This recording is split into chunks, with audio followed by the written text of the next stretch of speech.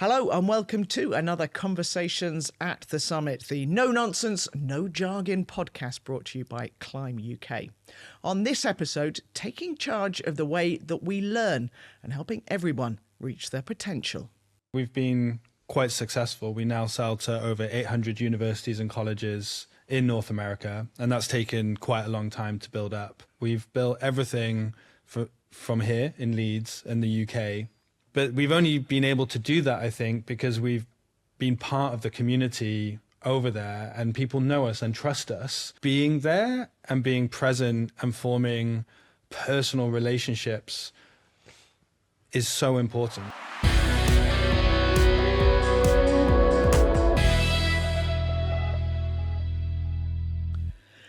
Well, with us is the founder and CEO of Genio, Dave Tucker, and alongside him, my trusty sidekick, the gaffer of Climb, Gordon Bateman. Dave, let me take you back to when you first realised that the way that we learn, the way we're taught, doesn't really work for everyone.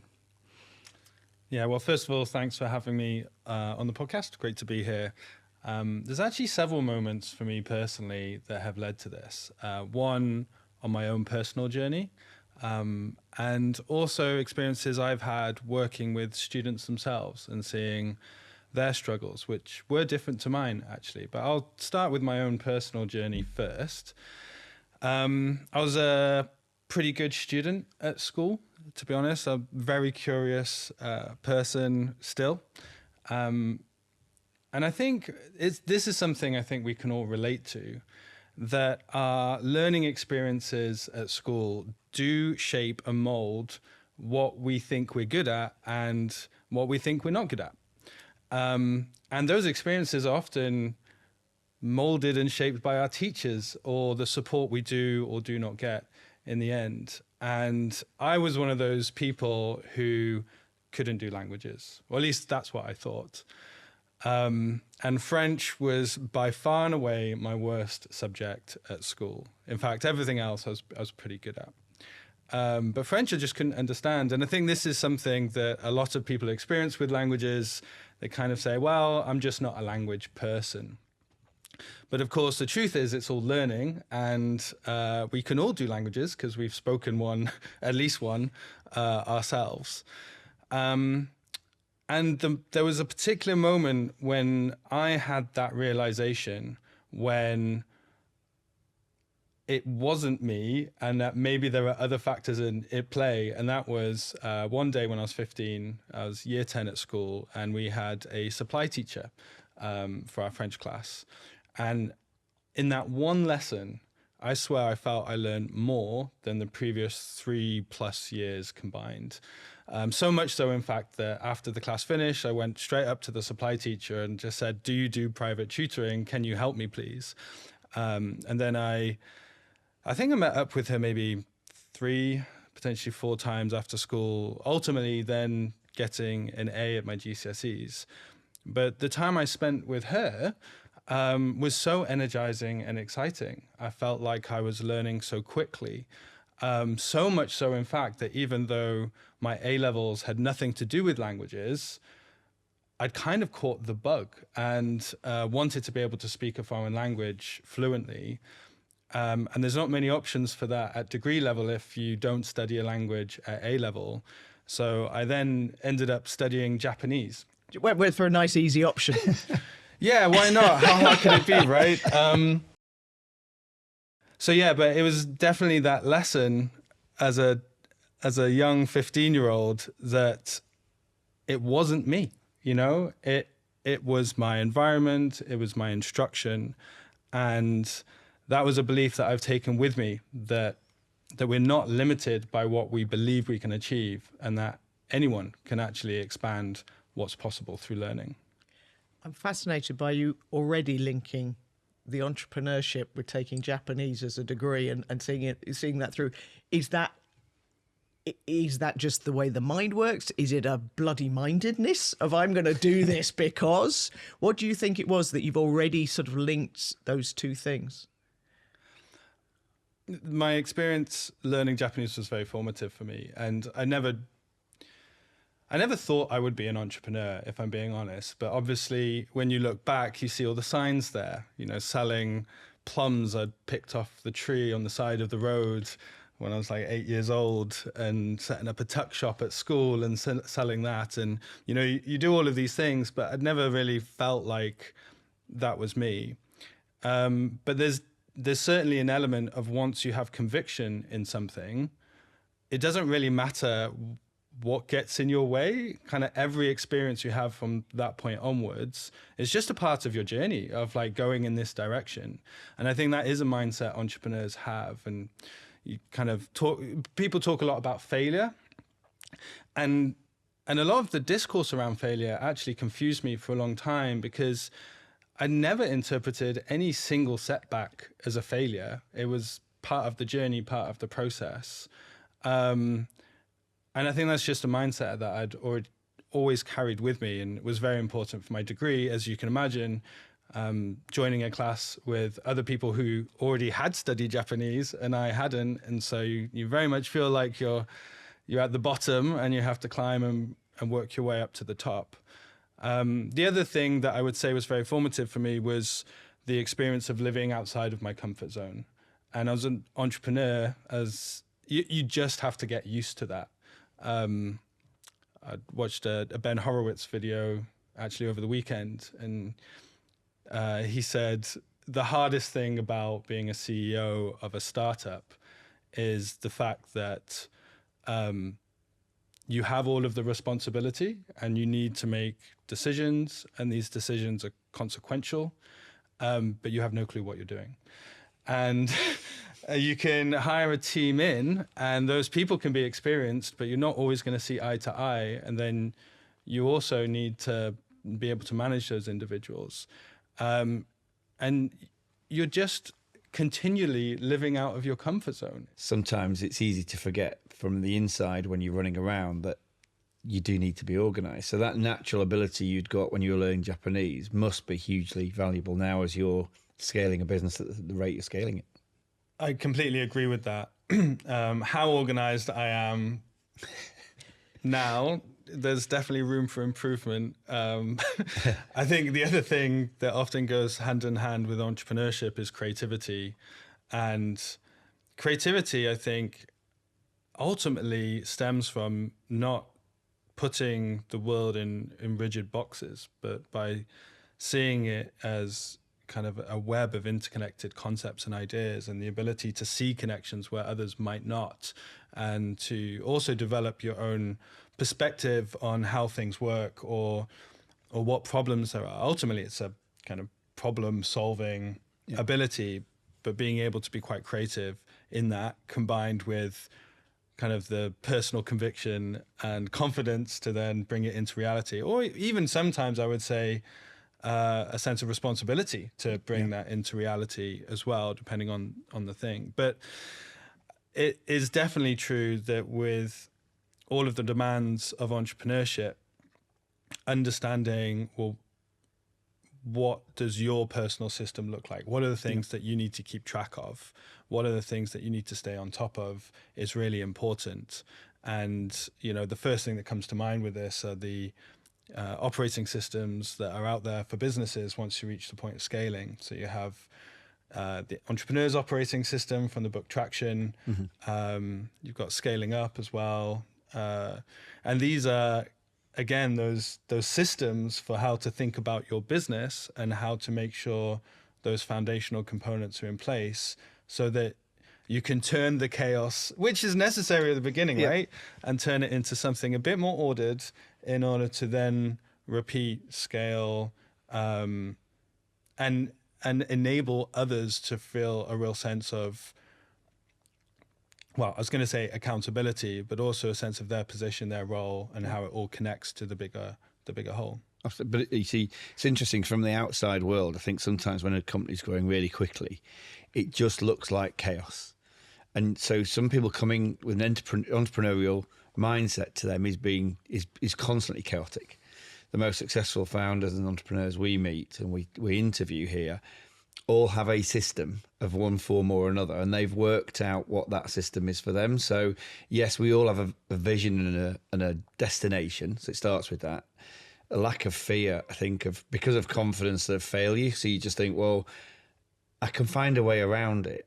And then the system in the background. I mean, people think I'm chaotic, but there is a system in the back. These are things every day or every week or every month that have to get done regardless of what's happening. And either it's a natural inbuilt thing that you've got, or very quickly, if you want to scale, you've got to get someone next to you who can do that.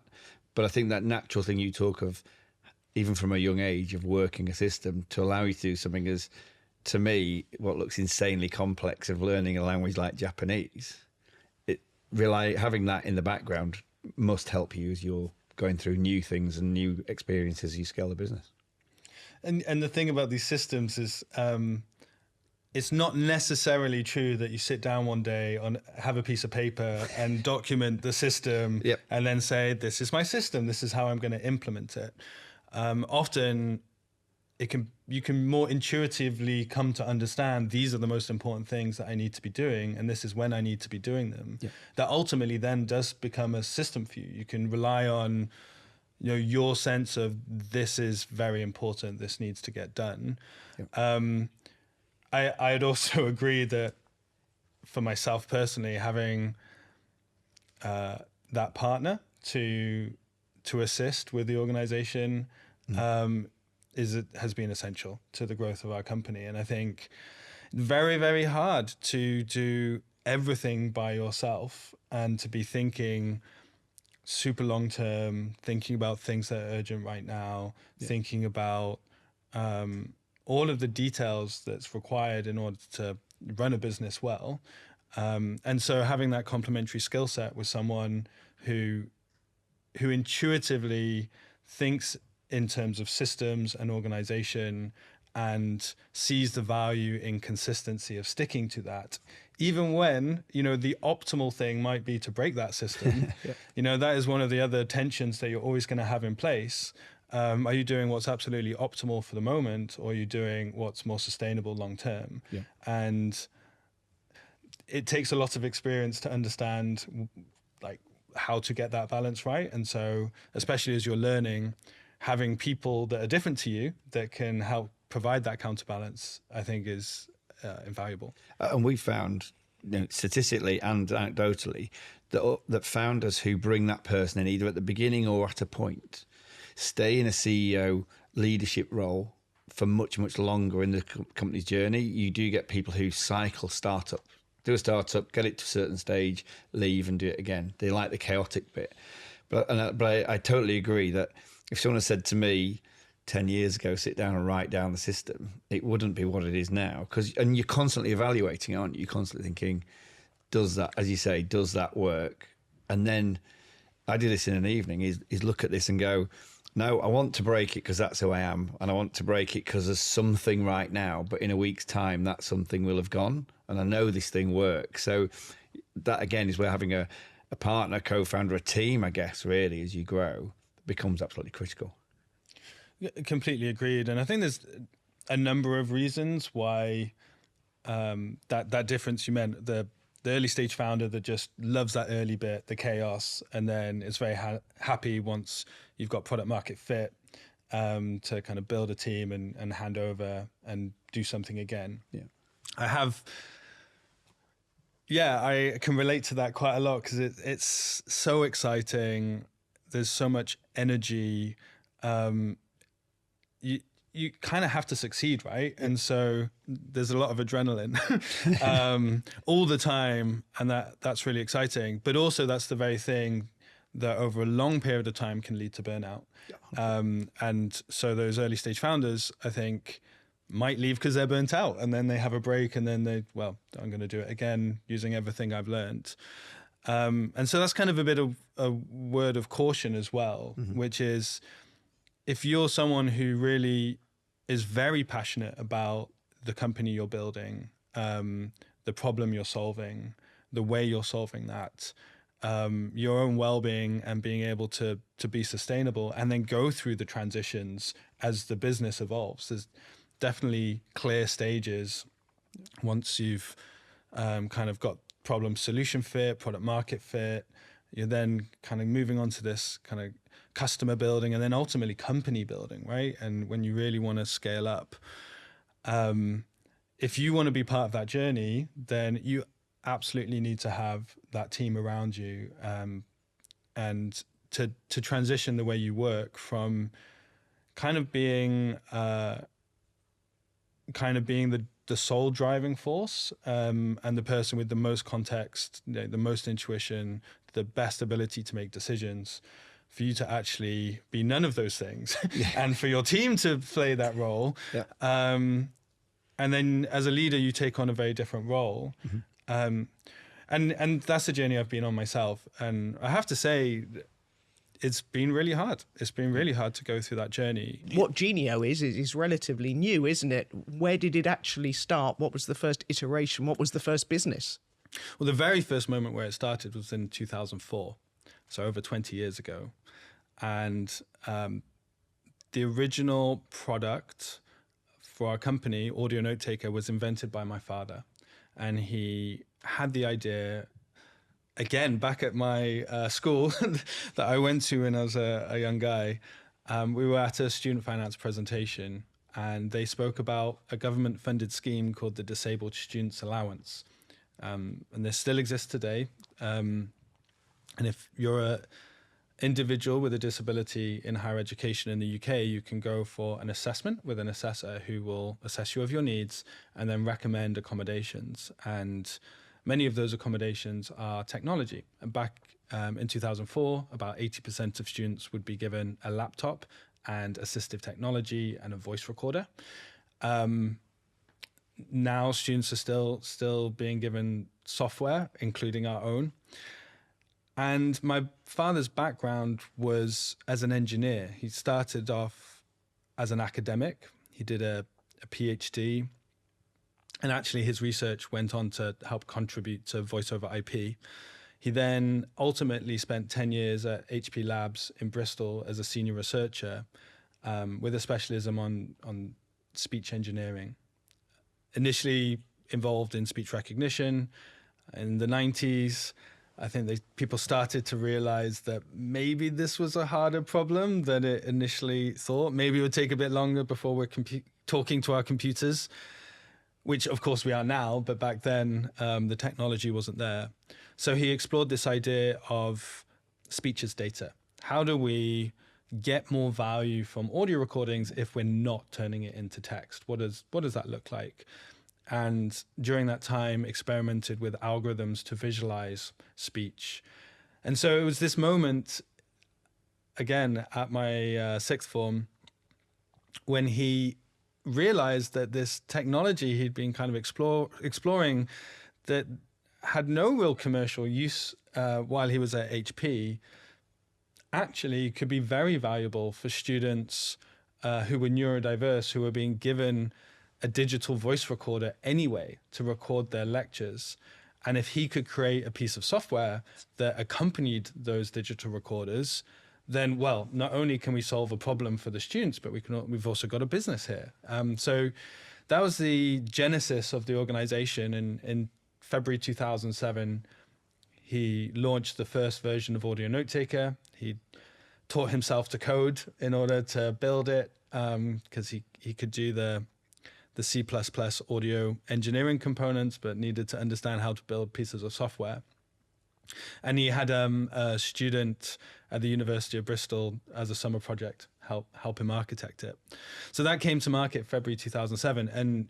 And all throughout my time at university from 2005, I supported him. I did market research, help him find his kind of first partner, recorded my lectures, did surveys with students, and kind of never thought that I would actually go on to join him, although I then started spending summers shadowing him and working with him. But when I graduated in 2009, for various reasons, I didn't actually want to move to Japan after doing a degree. I was in a relationship at the time with someone in Leeds, and that was enough to make me want to stay. So I was looking for other options, and because I'd done work with my father over the years and had so much context and understanding, we said, well, why don't I continue doing that work? And so it was just me, him, and we had one developer at the time. And I very quickly started just getting out of the building, right? I went to conferences, I started chatting to these assessors, and the ecosystem had trainers as well who trained students on the software they were being given. And I just started chatting to them. And the more I spoke, the more I heard about the challenges facing learners with dyslexia, with ADHD. And the more I realized that this idea my father had, this seemingly simple product that he'd created, was actually really powerful. And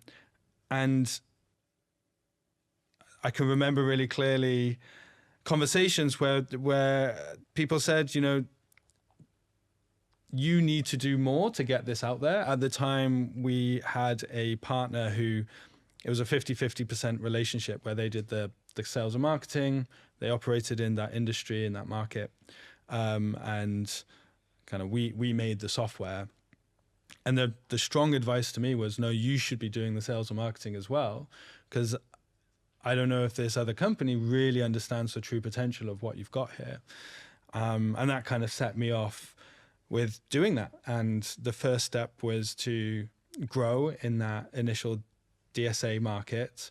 And Sorry, DSA? Disabled Students Allowance. Yeah. And there was this very pivotal moment in 2011. We actually have named one of our rooms in the office after it, Olympus. And Olympus refers to the Japanese company because they were the ones who made the digital recorders. And our software was an accompaniment to them. You actually just imported the recordings from that digital recorder into our software. And Olympus in 2011 decided to completely copy us and make their own version of the software with the same visualization. We were called Sonosant Audio Note Taker. They called it Sonority Audio Notebook. Wow. Marketing campaigns were very similar. And it was, you know, one of these moments where you feel like this is the worst possible thing that could have happened to us. Like, we're in such a vulnerable position. We have this giant with seemingly infinite resources. We've definitely felt like David in that moment. And it was this wake-up moment where I realized we can continue to be an accompaniment to this digital recorder. We also needed to be a lot more kind of vocal about who we were. We weren't this kind of faceless corporate giant. We were a small group of people that were personable, that really cared about what we were doing. And so that was the first time that started to come through in our branding and how we kind of showed up externally.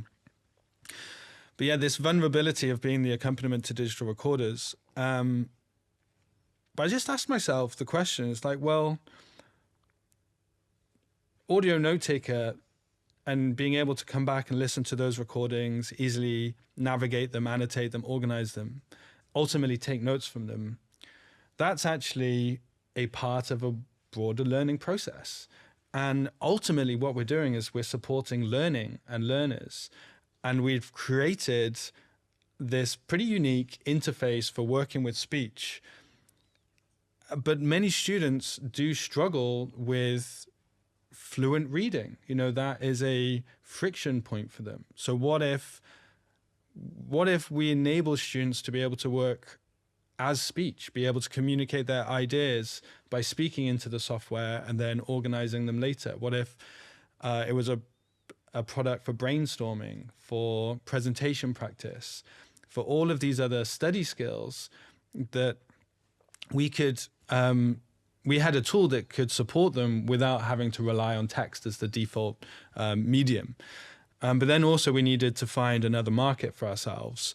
And it wasn't immediately obvious that that would be continuing to support students with disabilities, because the challenges of learning, you know, were pretty ubiquitous. You know, we could be helping anyone, and we had a tool that was valuable and useful. And immediately we thought of language learning, actually.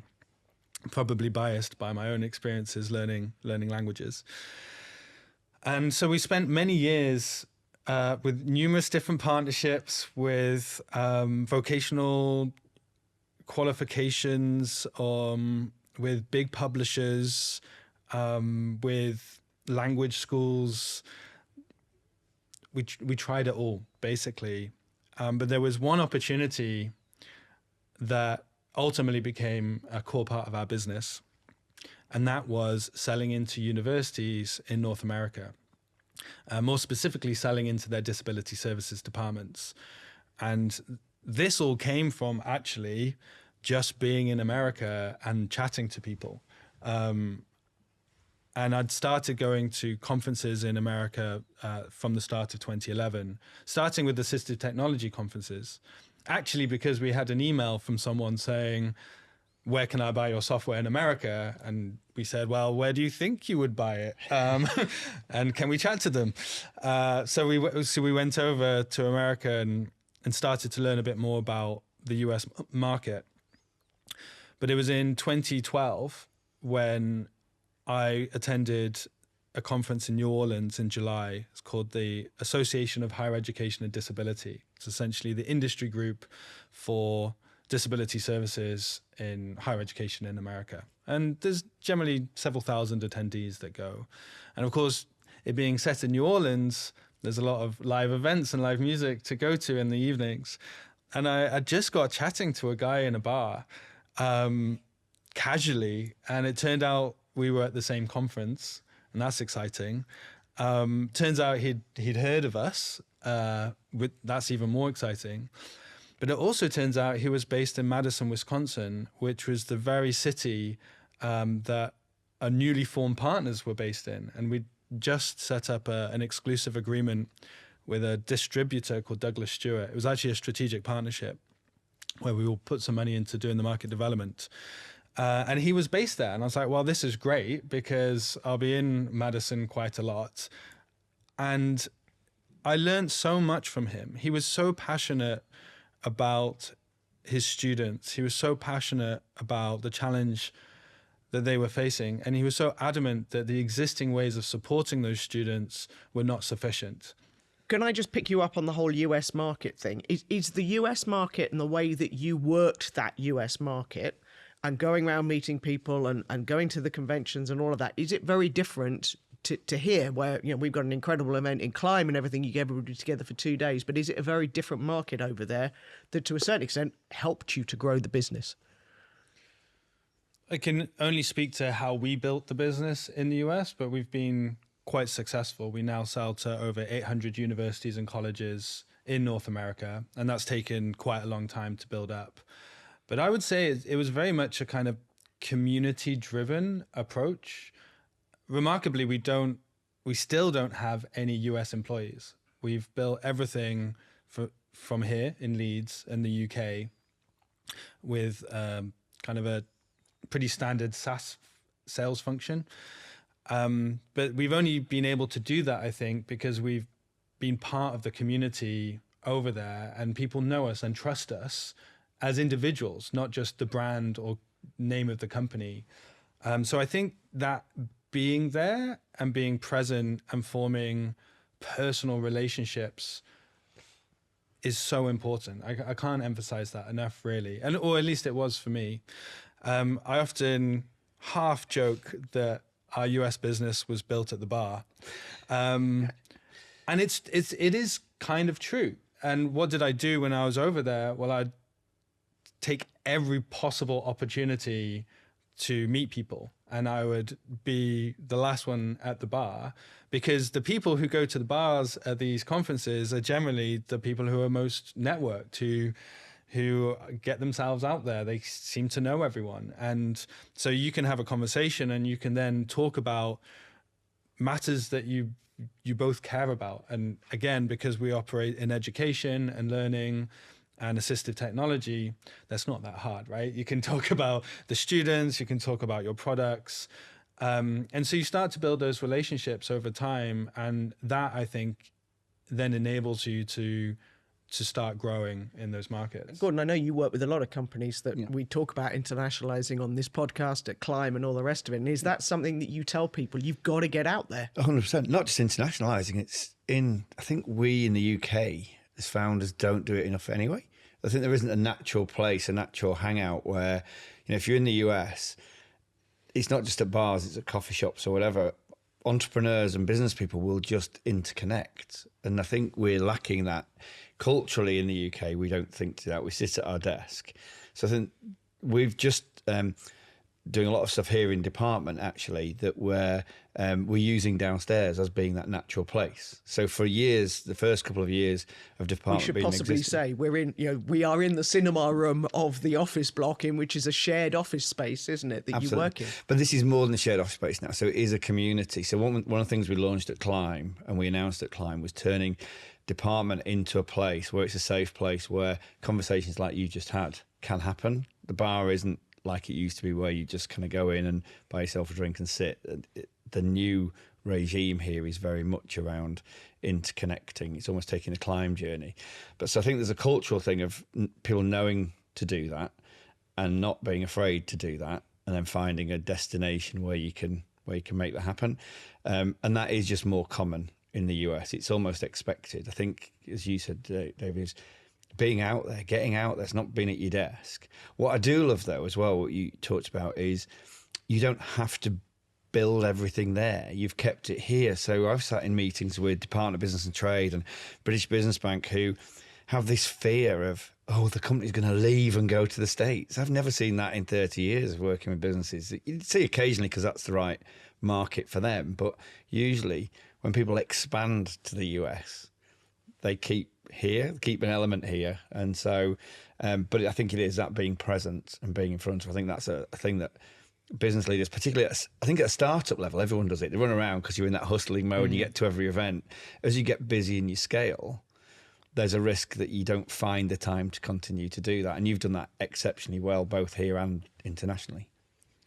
Yeah, and I think there's multiple reasons why it's so important for leaders to do that. I think I mentioned previously trust and that relationship building, and especially in a market like education, there's a bit of a fear, I guess, about corporates and kind of commercial entities. Maybe you wouldn't get that in other industries, but it is true that people do business with people, and you can have a well-respected brand, but ultimately it's the people that represent that brand is the interactions people will have, and that's really important as well. And that's how you build a reputation. But the second thing I would say is, as a leader, there is so much to learn about a new market and a new country. And this is said ad nauseum that, although we share a common language, the US and the UK are very different countries with different cultures, different ways of doing business. And indeed, each state in the US varies significantly about some of the norms. And so you can't really predict how different it's going to be, but you should definitely go in thinking what we do here in the UK is probably not going to work in the US. So we need to work out what is going to work. And that type of context and that kind of ability to make quick decisions once you have insights, once you have intuitions about something, and understanding, do we place a big bet? Do we place a small bet? What do those look like?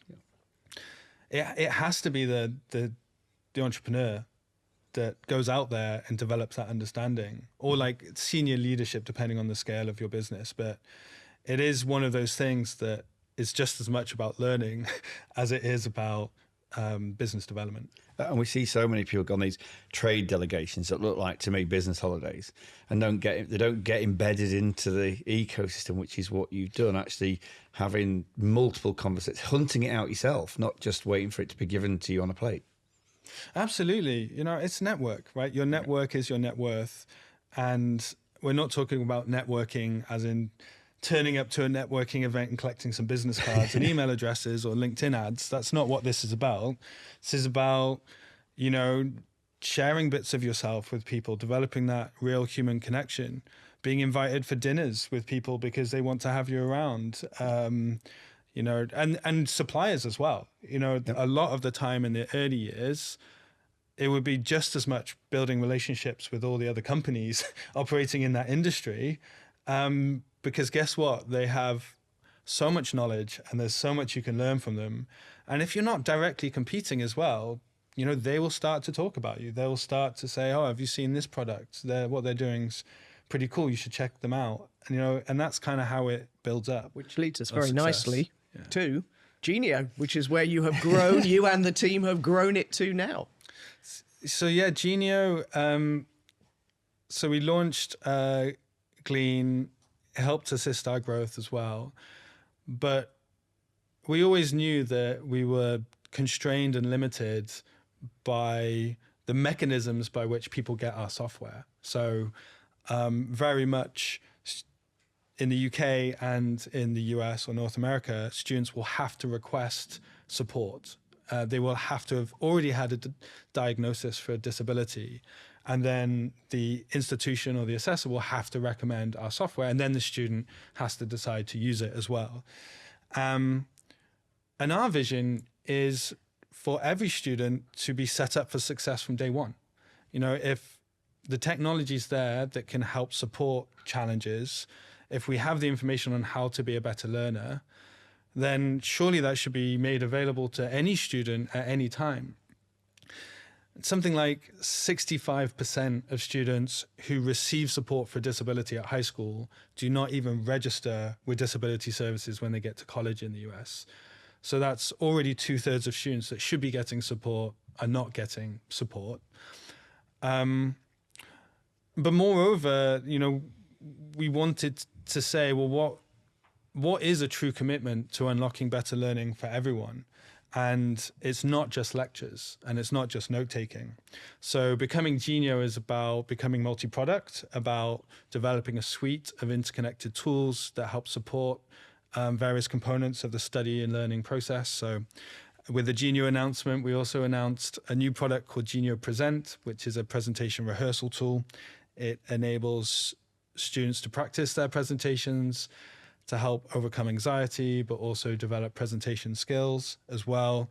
And we're also at the early stages of another product as well, related to learning support and study support. But it's also about saying we also want to support learners in other ways as well, through content that we produce, the resources of how to be a better learner, communities as well.